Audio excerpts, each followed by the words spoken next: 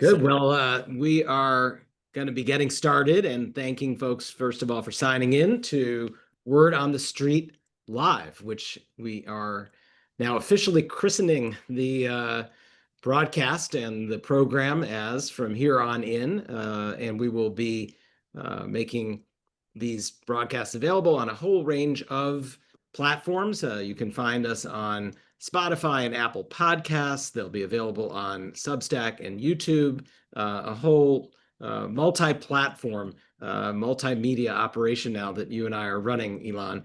And I want to remind folks we've had some really interesting discussions over the last few weeks.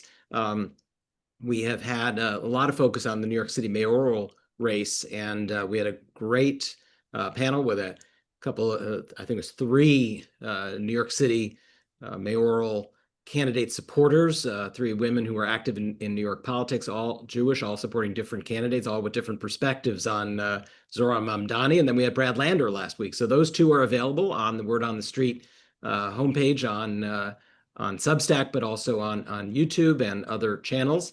This week, we're honored to be joined by a friend of ours at a personal level, but certainly at an organizational level for J Street, Jonathan Dekel-Chen, who's going to be joining us in a few minutes as we hope to get into a conversation with him about just life, how he's doing, how his son Sagi, who is now back home, is doing, and the family. We'll be getting into some of that, but also talking about what the mood is these days among the hostage families who are still advocating day in and day out for an immediate end to this war, and in the context of a hostage release deal to bring all of the hostages home through a ceasefire deal.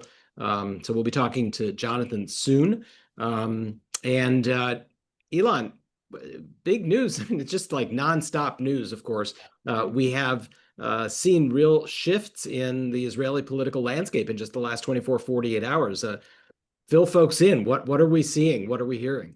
so I think a couple of things. We basically had the Haredi parties, UTJ, United Torah Judaism, United Torah Judaism. yes, and Shas, which are the Ashkenazi Haredi party and the Sephardi Haredi party, both leave the government. One of them, UTJ, actually quit the coalition altogether. Shas remains in the coalition, but all of its ministers are resigning from the government. Um, what does this all mean in practice? With those two parties out, the coalition as it exists, Netanyahu's government no longer has a majority. Um, but they are not going to be triggering elections anytime soon. And again, Shas is not actually leaving the coalition, it's just leaving the government, so its ministers are resigning.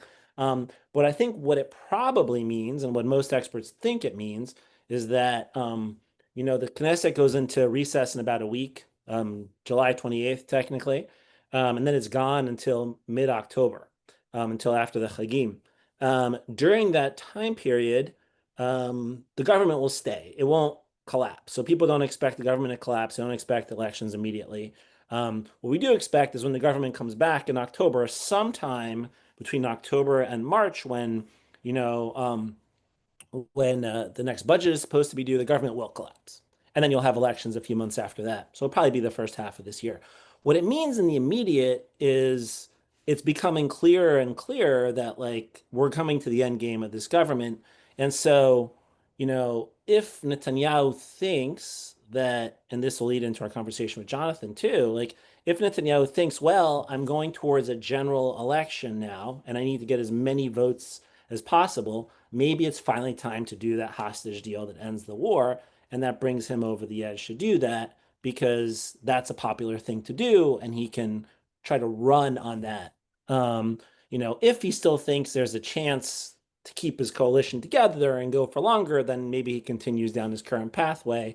But like the signs really are like with these two moves in the last few days, which I should have started with, are basically based on an inability to come to a deal on Right. some, Why? Tell yeah, us yeah, why this is all yeah. coming together. Specifically this thing we've talked about before, which is an inability to come to a deal on, how you deal with the draft, like a Haredi draft law, and like what kind of mechanisms you put in place to allow for the or protections you put in place for to allow for the Haredim to be drafted into the Israeli military or not, and what kind of sanctions and punishments might be associated with those who don't go into the service if they are drafted. This has been a long-standing debate in Israeli politics and Israeli society now for like the service of the Haredim, and it's gotten even more, I think, intense with how much Israeli society has dealt with, the requirements of service as the war in Gaza has just gone on and on and on, with like reservists going back again and again and again.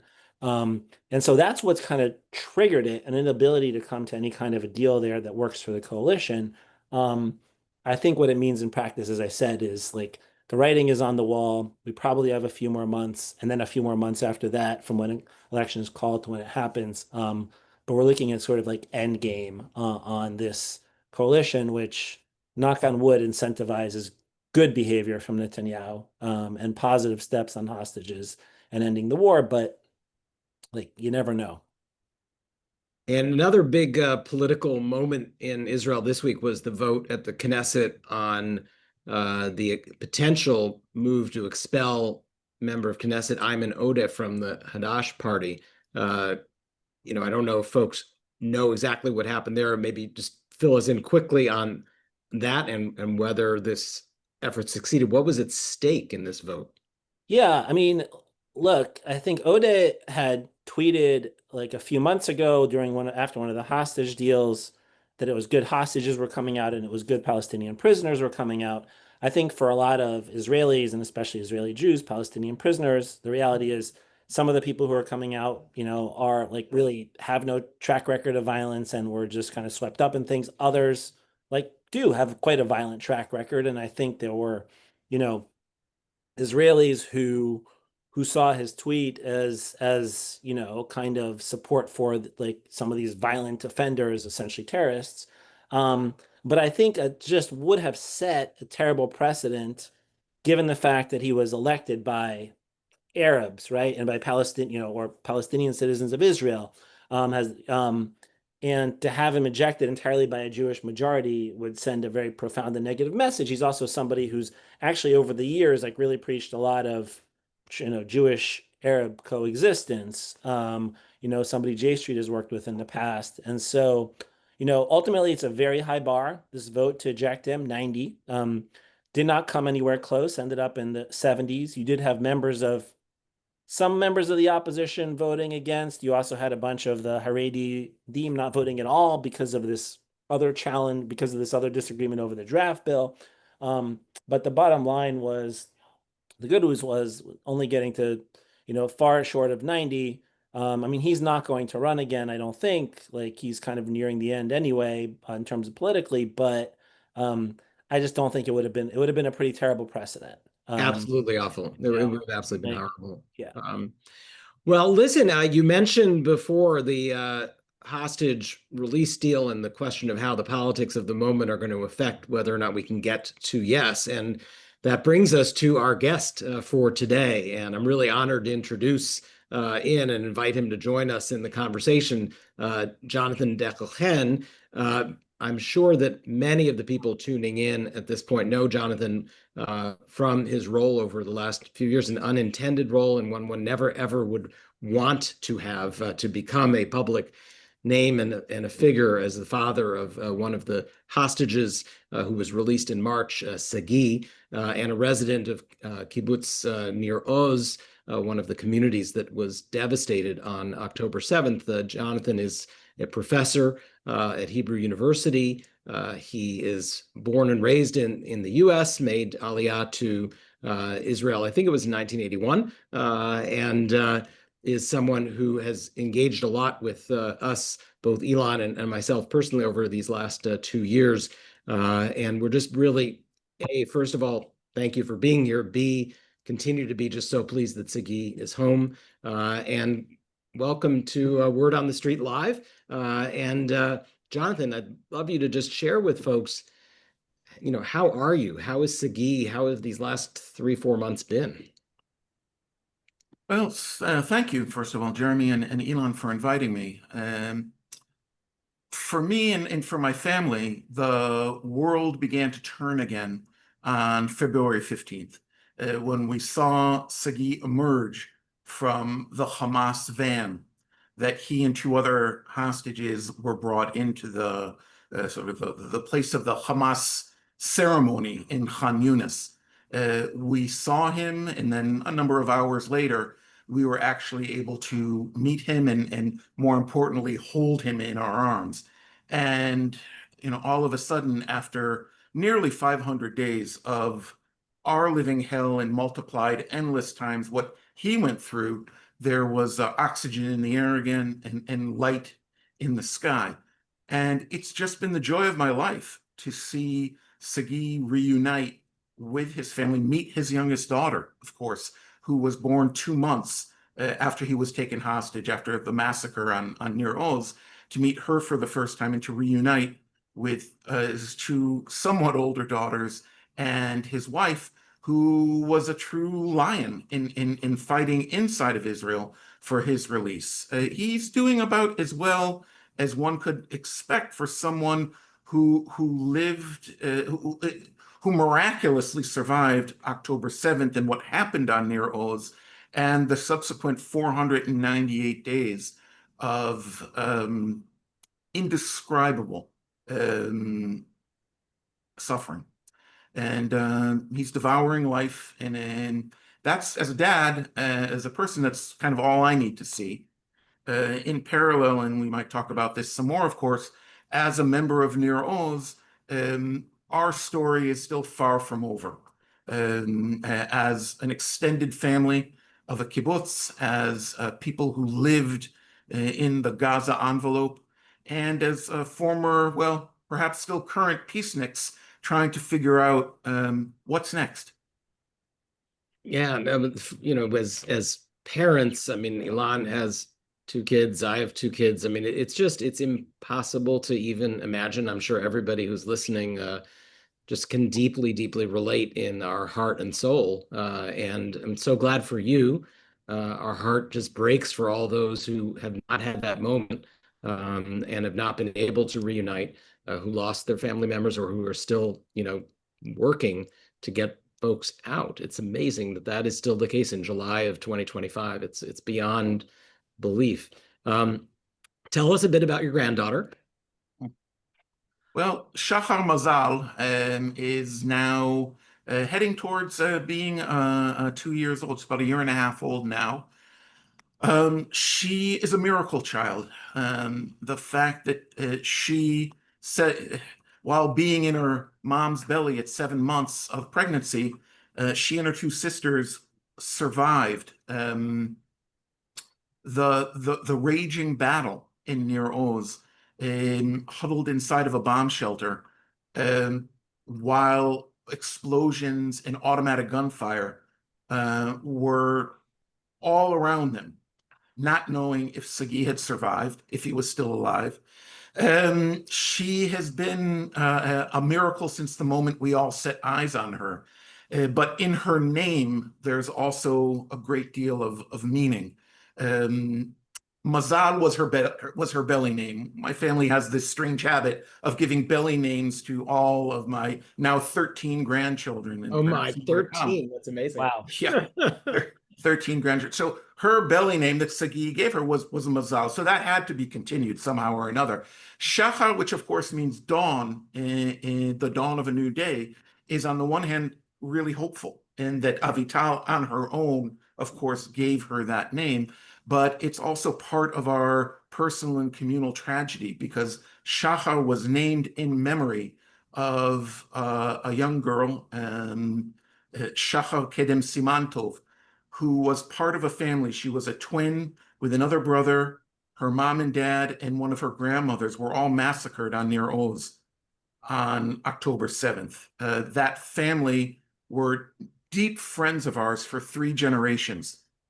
And Avital decided to give their young daughter that name, and that double-edged meaning, both incredibly optimistic and forward-looking, yet in memory of a murdered at that time 3-year-old, is something that is haunting, and it will continue to haunt us because that is the meaning of October 7th for the Israeli communities that were attacked, and for the survivors and the mourning families of all the now nearly 1,400 people who were murdered as a result of October 7th on that day and subsequently.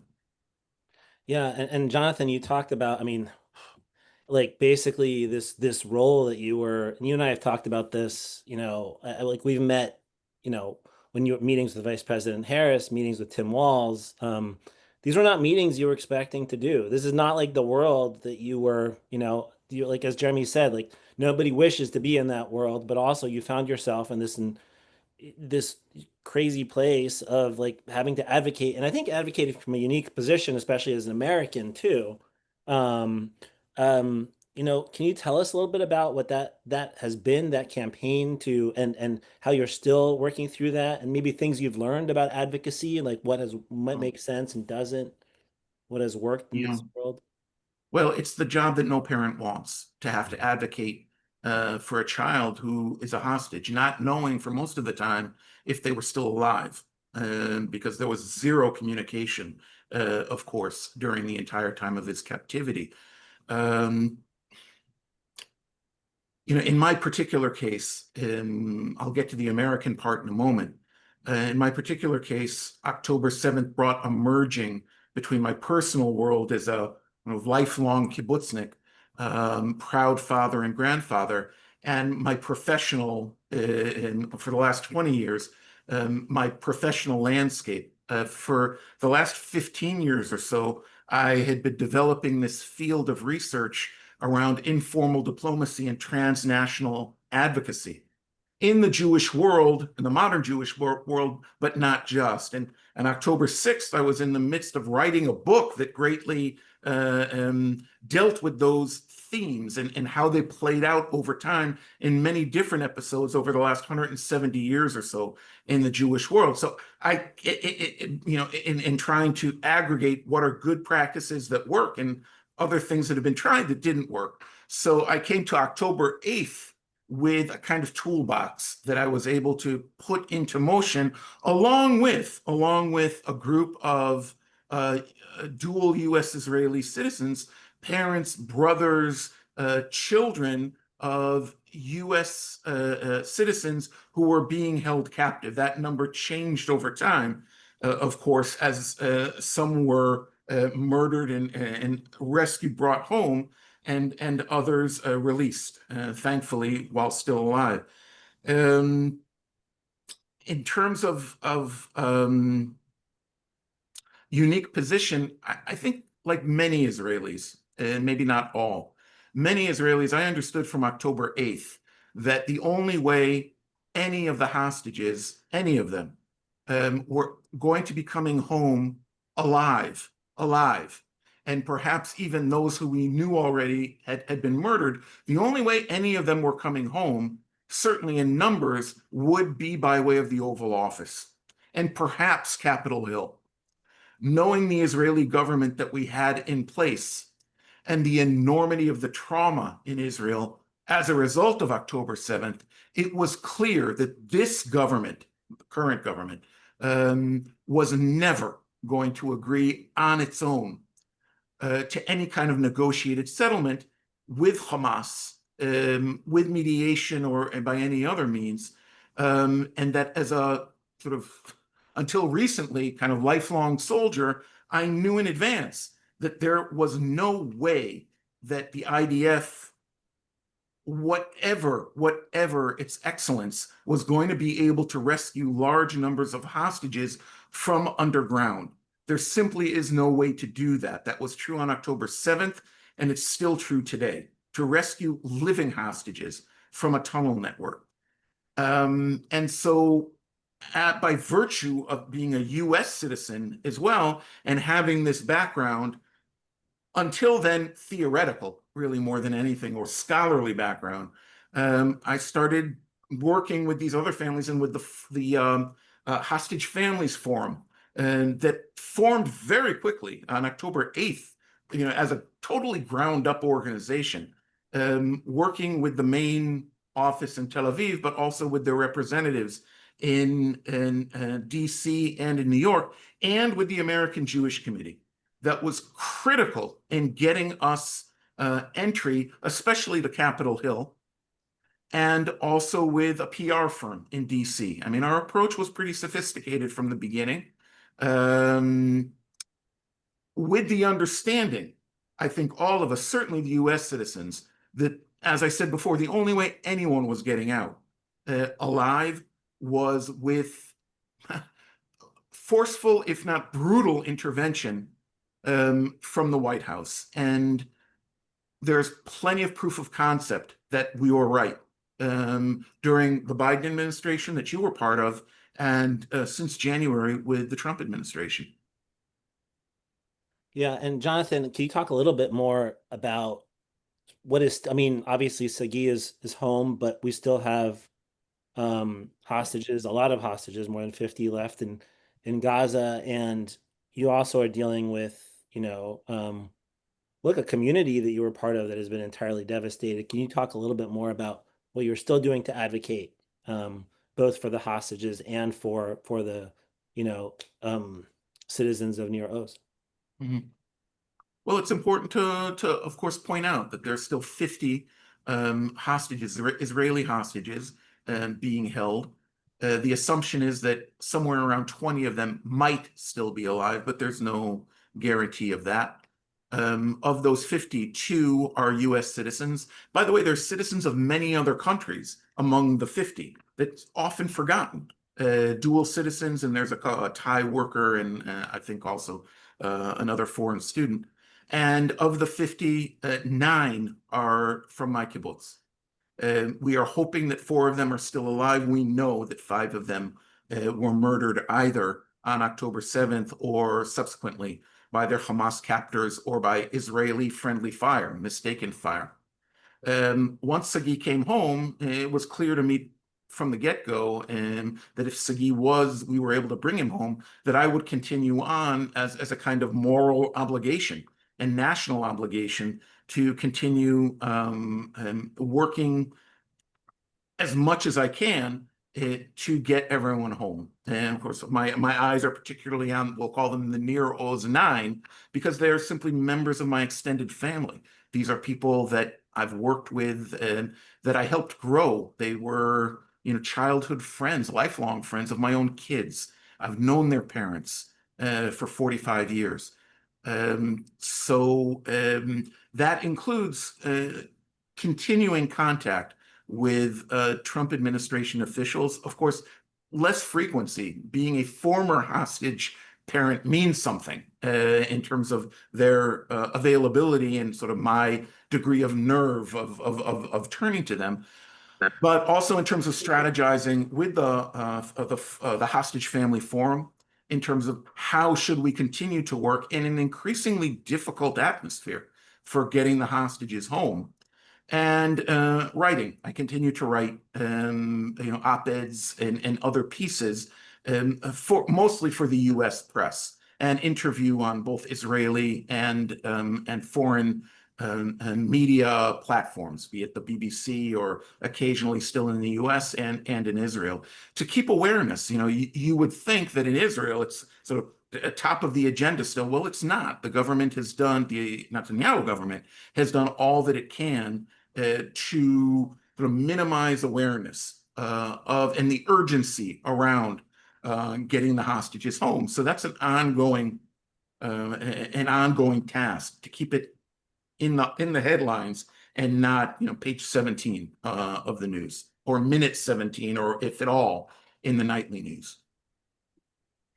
What are you hearing now? I mean, it's obviously we hoped that Netanyahu coming to the States would provide an opening for the final pressure to get to that closure of a deal, and he left without anything. And then there was supposed to be a trip from Witkoff to the Gulf, and that didn't happen. What are you hearing now? What's the latest chatter in the hostage family forum world?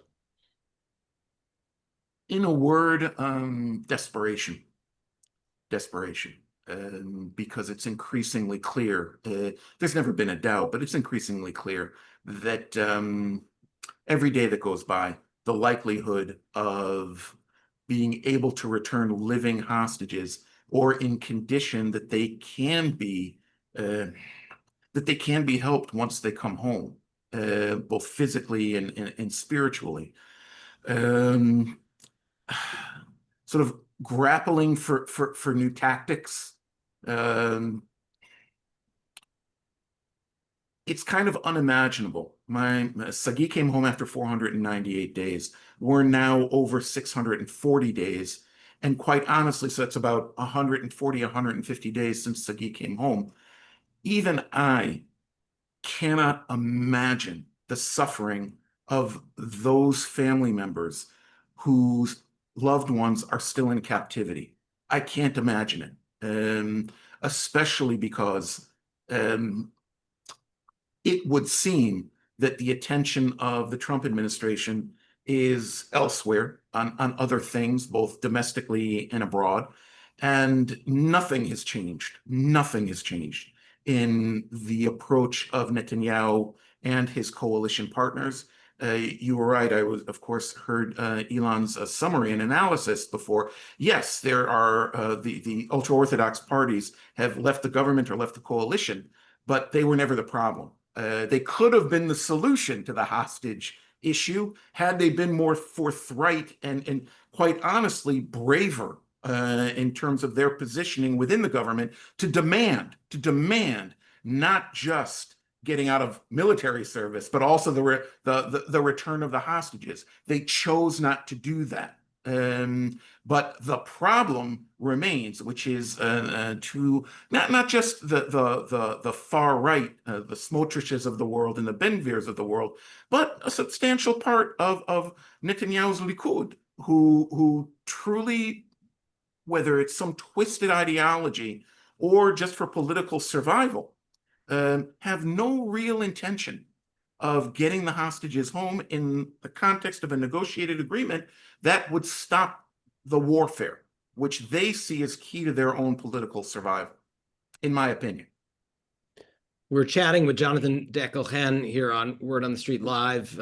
Jonathan's son, Sagi, came home now about 5 months ago, I guess.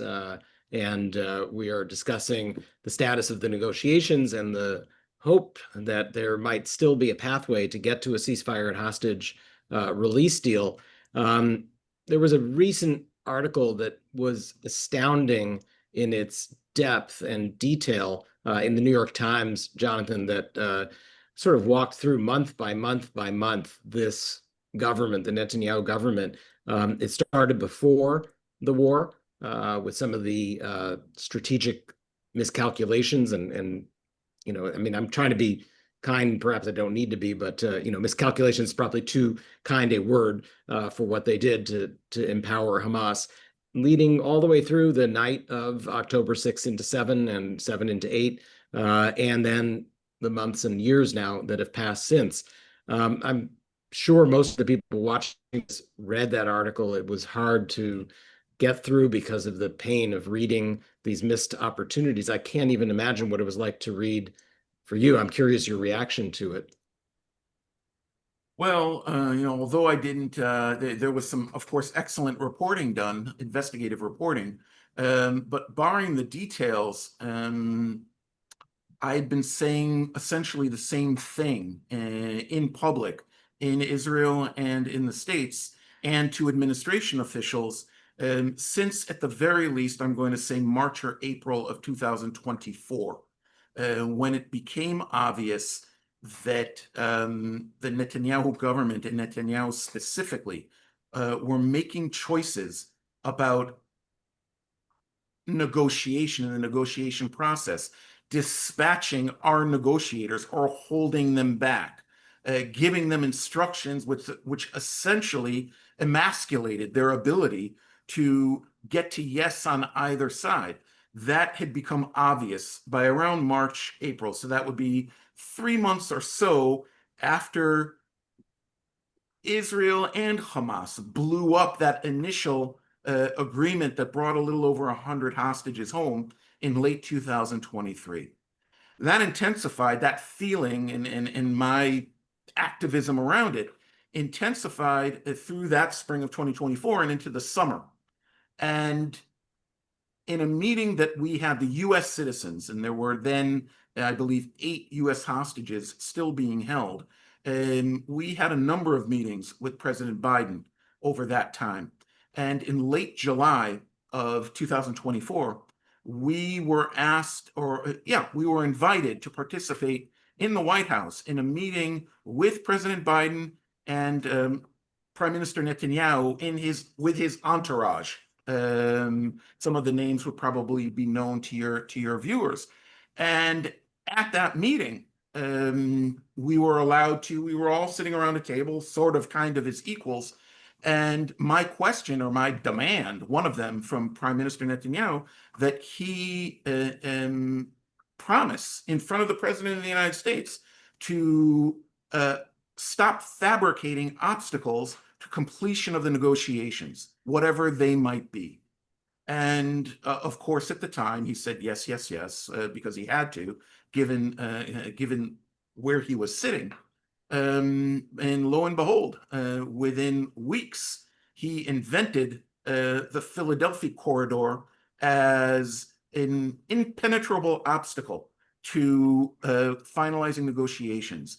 In the most preposterous press conferences I've ever seen, I was embarrassed as an Israeli, both in Hebrew and then in English, sort of as icing on the cake to explain to the world, but mostly to his own constituency and supporters in the States, why he was right, despite the fact that since June, several months before, all the senior commanders in the IDF and in the intelligence services had been stating publicly, and this is extremely rare in Israel, they had been stating publicly, not behind closed doors and whispers, that there was no added value in continuing warfare in Gaza in terms of getting hostages home.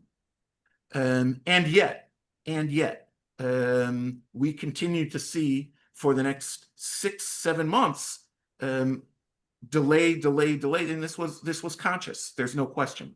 And granted, Hamas is Satan. Hamas is Satan. That was true on October 6th, and it's true in mid-July 2025. But we didn't get the Swiss as our neighbors. We, in part at least, created Hamas. It's a mistake that repeats itself, unfortunately, in our part of the world, sometimes by Israel, sometimes by the United States, creating enemies inadvertently. And you know, they're the people holding our hostages. And it has been incredibly frustrating. Maddening and a sense of betrayal as an Israeli, the way in which our government has behaved in this war and specifically around the hostages. This is not the Israel that I thought I was moving to in 1981. Yeah, and you know, Jonathan, you hear about like it's interesting to hear you talk about the Philadelphia corridor. Like we're now talking about the Morag corridor, something I never even or you or anybody We never knew it existed, right? right, I mean, and we're just kind of back in this cycle, as well as, I mean, actually, just one other thing as you were talking that just like something, at least when I was last in Israel, that, I just saw, sorry, I'm taking 1 minute to opine here, but like when I was there, you saw like, you talked about like Ben Gvir and Smotrich, you saw pictures of the hostages like literally like everywhere I went except when you went deep into like some of the most hardcore, like we know you go, you visit, you see some of the settlements, you see what's happening deep in the West Bank, where Smotrich and Ben Gvir's core constituents and supporters, like there you saw like no signs, and it's just kind of like just a kind of an indicator of what things that people are prioritizing is, you know, um, politically. But like Jonathan, I wanted to ask you, kind of moving in a slightly different direction.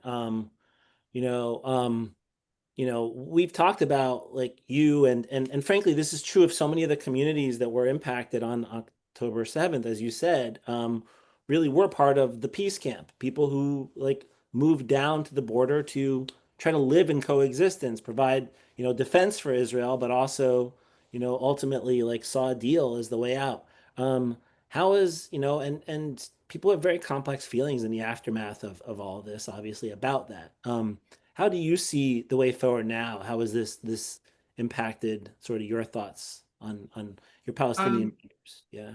yeah, I'm gonna piggyback off of your request for a minute. I'm gonna take a minute on something slightly different and then get to your question Go because for it's a it. really important one.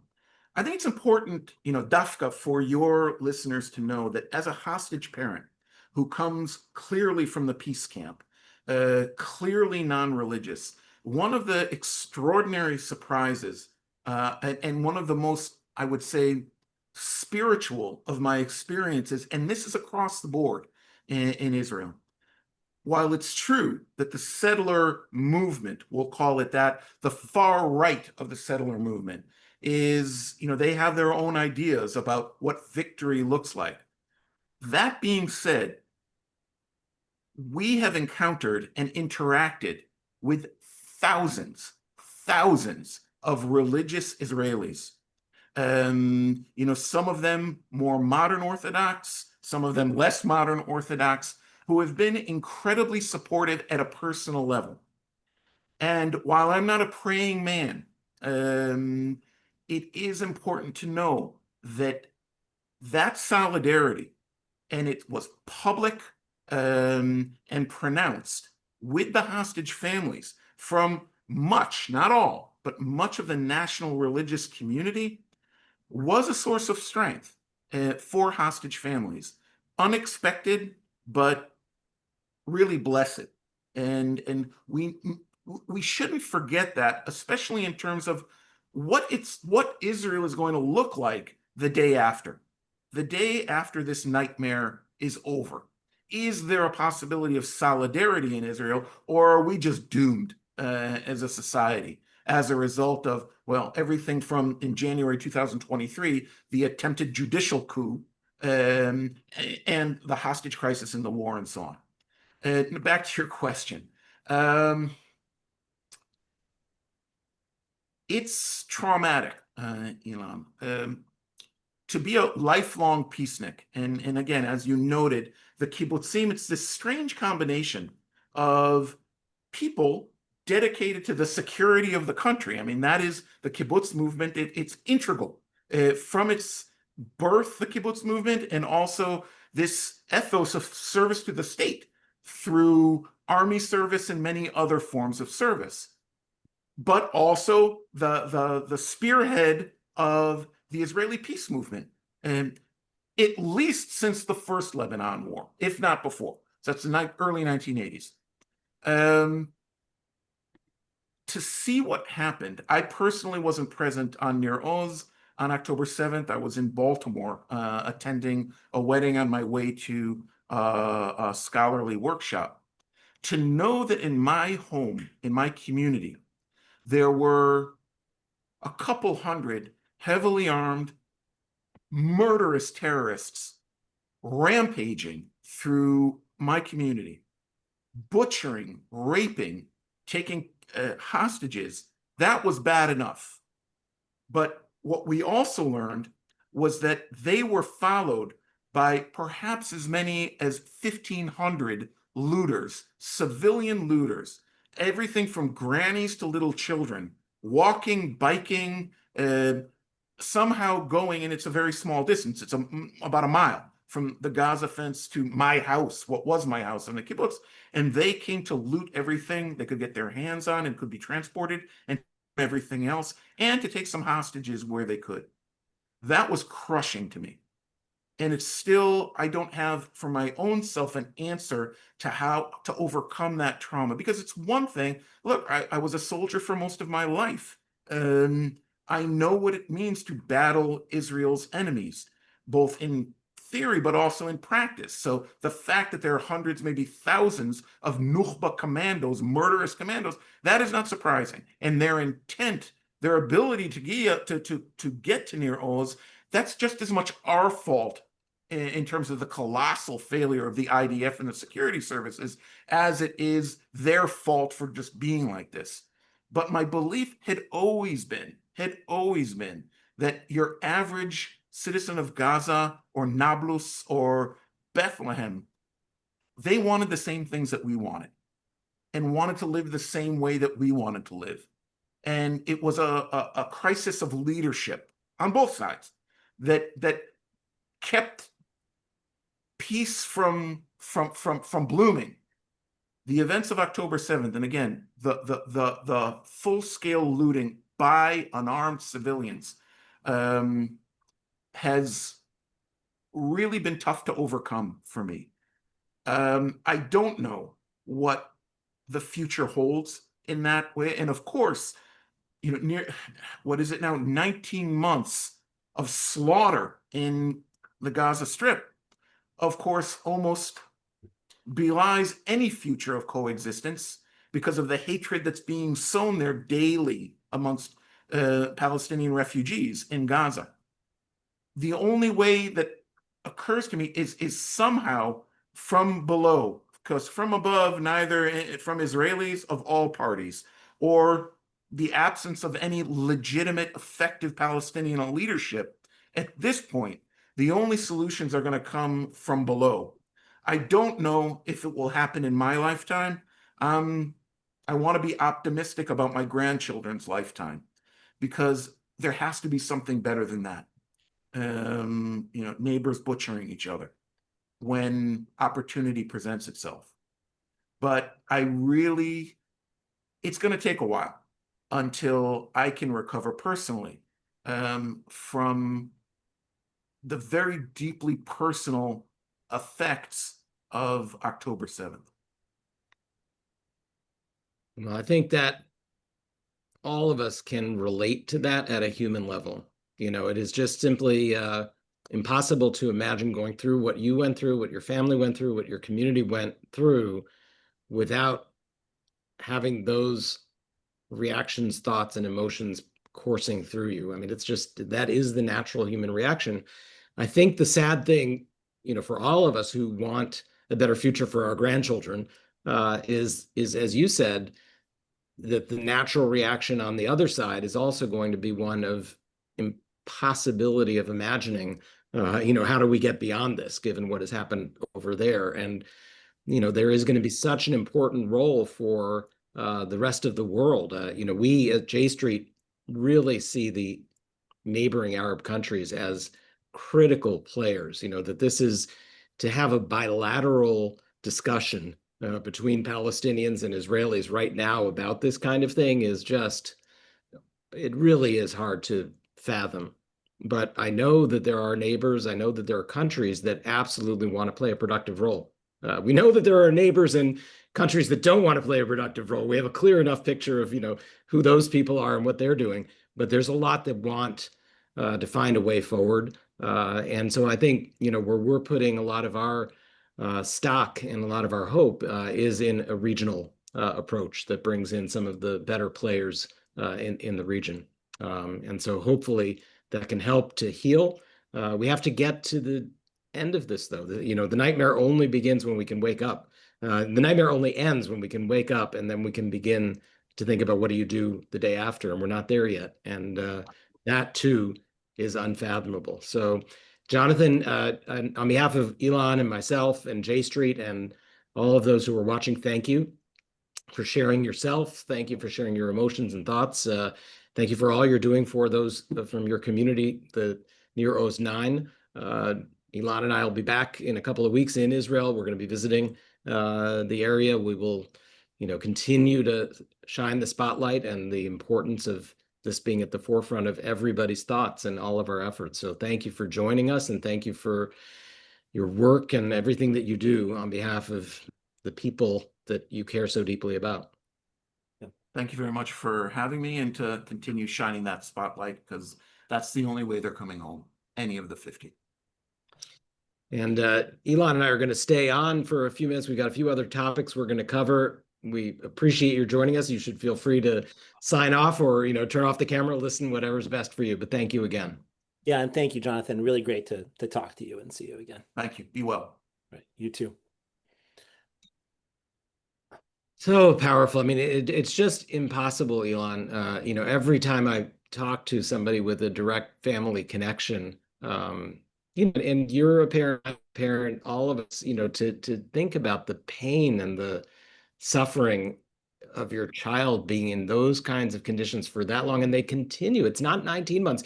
It's been so long we can't keep track, right? Because I was doing the math while he was speaking, and it's actually over 21 months now. It's impossible.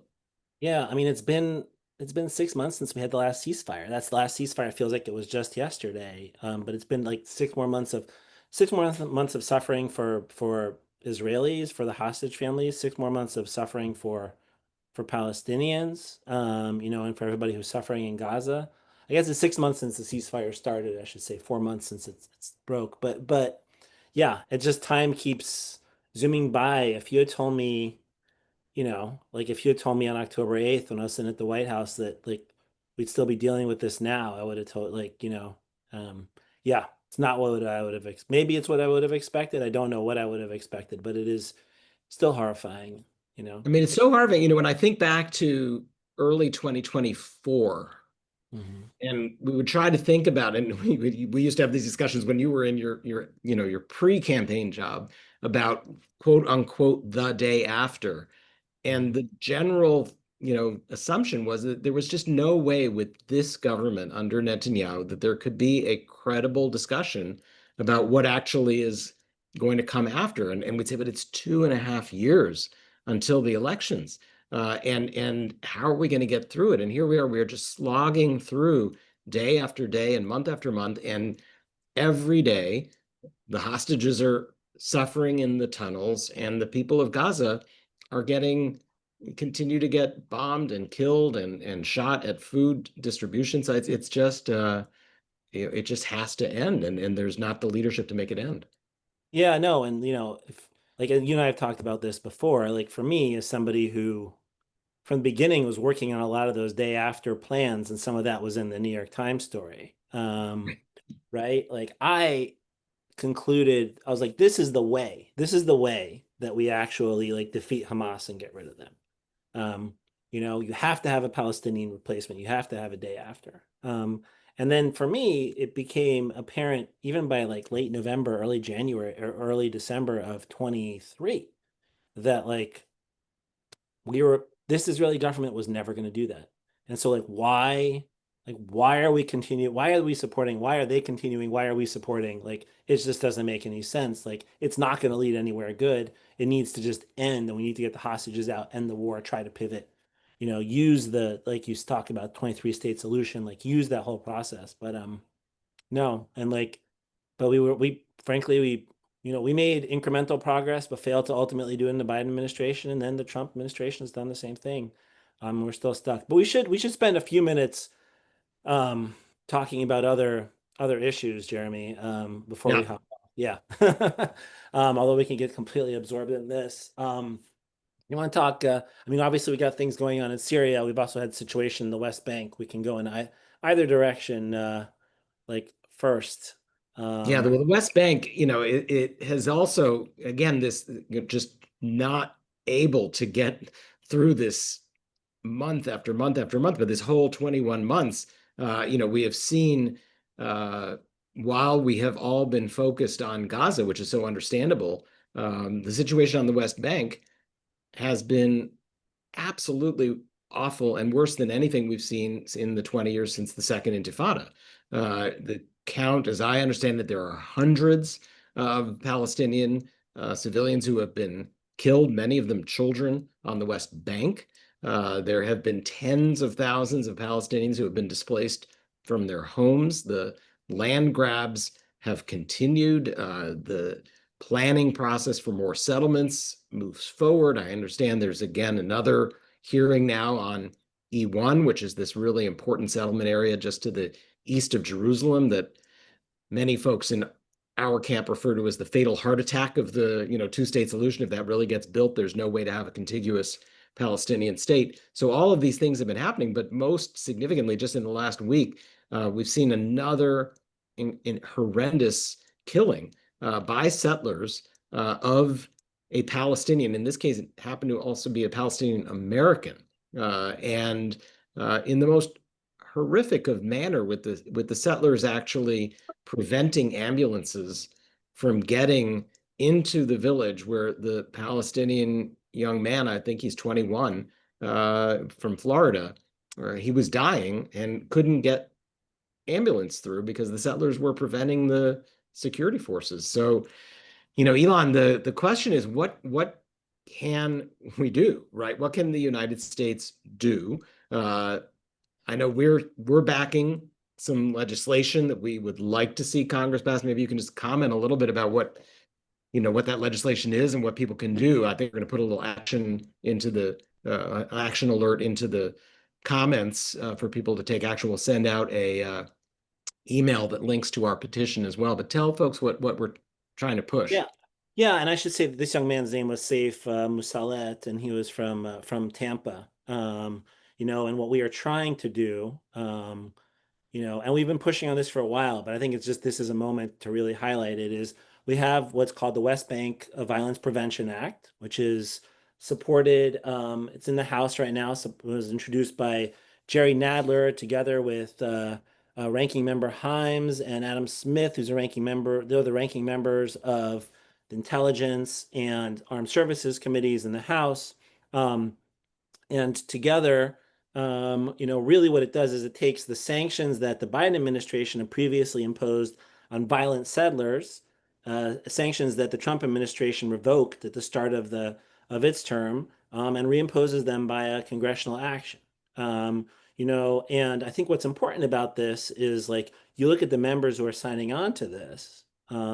This is the heart and the center of the Democratic Party. This is an issue where I mean, Mike Huckabee was out calling this a terrorist act. Right? And so this is not one of these like 50-50 issues, let's have a debate. This is about as clear cut as it gets, in terms of just really nefarious bad stuff. I mean, and one of the challenges with the violence is you know, like the IDF does not participate, but the IDF is there to protect Israeli settlers, right? So it does not really get involved when these guys are attacking Palestinians most of the time, and then they get involved if the Palestinians strike back, like, which is just based on the orders that the IDF is given. The IDF is there to protect Israelis. And just to say, of course, that is contrary to international law, right? Because the obligation of an occupying army is to protect the population that lived there when you occupied the territory, not the other way around. No, I mean, it basically becomes a default kind of like protection force for these guys as they go systematically. And like, let's be clear about what they're trying to do. This isn't just like hooligans running around. I mean, it is, but it's also like it's systematic. It's It has a targeted at purpose, right? particular communities. It's targeted at a purpose is to make it unsafe, intimidate, and have people leave and then take over the land. And so what's important about this legislation is it not only just targets individuals who are doing this, but organizations who provide money to these types of individuals where there is clear evidence, that's in some ways like the most important piece. And so, we'll put it in the chat. People should really if you want something to do, call your member of Congress. This week, we've had an American citizen killed by violent settlers. This is a week to just really like raise your voice. People are paying attention. Yeah, And so we're going to exactly. keep pushing on that for the rest of this Congress. One final issue that I just want to raise before we wrap up at the top of the hour here, which is there's also been some activity, Israeli military activity in just the past 48 hours or so in Syria, and wanted to check in with you, get a sense. I think there's even been some developments this afternoon on the Syria front with the Trump administration weighing in. Maybe you can just bring us up to date on what you're hearing about the situation in Syria. Did you hear me? Great. Yeah. And I don't know if you broke up a little bit there. It might have been me, it might have been you, but I hear you now. So yeah, look, I mean, what's basically happened is like there's been a lot of talk in recent weeks about some kind of a deal between Israel and Syria, de-escalate hostilities, maybe even some kind of, I don't think like a full peace deal, but at least a cessation of hostilities on the border. Um, but what you have heard is what you have seen is you have this Jews community who live both on the Israeli side of the Golan and then they also live in southern Syria. And as is the case sometimes when you have an incredibly unstable situation in a new state in Syria with various minorities, you've had fighting break out between, local like sort of Sunni forces and the Druze. You've now had the Syrian government try to bring forces down to quell the fighting, stabilize the situation. But I think like that creates a lot of distrust. That creates a situation where the Druze start fighting with these potential forces. You've had 300 people killed. And the thing is, Israel has really come in on the side of the Druze, precisely because of their population, and also because of concerns over their border. I think some of these things are entirely legitimate, to be really concerned about the situation. But then, like today, you had Israeli strikes on like the Syrian Ministry of Defense on like key buildings in Damascus. Like that's going, in my view, like that's taking it a step too far. That's like using like just like going from like 3 to 8. That's not really about the border anymore. It also starts to destabilize the overall Syrian government. Right.